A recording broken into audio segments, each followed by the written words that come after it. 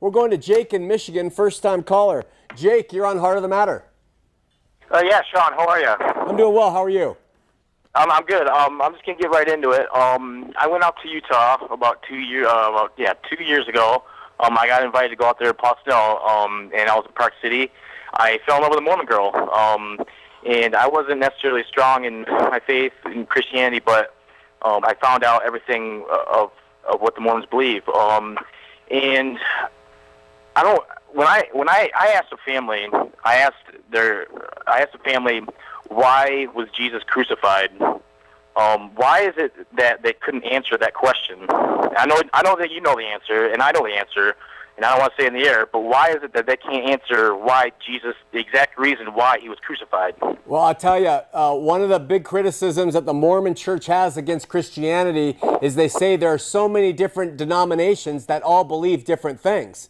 In reality, Christianity essentially all believe in the same core things. There's only a few things that we differ on, like in terms of modes of baptism. The opposite is true with Mormonism. You can go to a given ward and sit down and ask 20 people the same question, and you literally will get about 20 different answers. So the first thing that happens, Jake, is they're afraid to answer you. They don't really know. Because they claim that they're a true restoration of Christ's ministry, but they can't answer why he was crucified. So if they're the true church, then why can't they answer why Jesus was crucified? Jesus was breaking the law. Jesus rode into Jerusalem on a Sunday, in which basically you couldn't travel more than a quarter mile on Sundays to keep the Sabbath holy. He traveled into Jerusalem on a Sunday. He was breaking the law. Now, 5 days later, the Roman guards came in and basically arrested him, and they put him up on charges. But the charges were sedition and blasphemy. Bringing him up on. The charges were sedition and blasphemy, but that's a side point.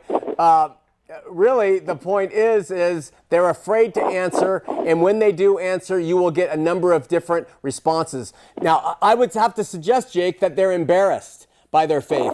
Most LDS, if they know that you're a Bible-believing Christian, will not dialogue with you because they're embarrassed by the facts of their faith. So what they do is they pull back into the corner of a thing called testimony. They say, I know the church is true. I just know it's true. It doesn't matter. I know it's true. And that's what they cover on. Forget the facts. Forget the whys. Forget this.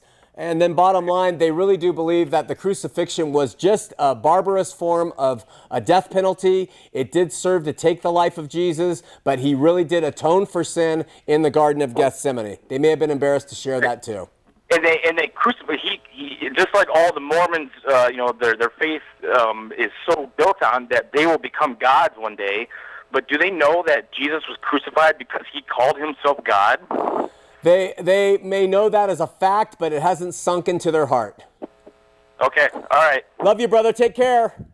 Yes, God bless you, Shawn.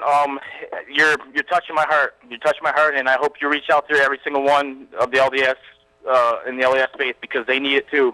Thanks, my friend. God bless you. Bye-bye. Thanks.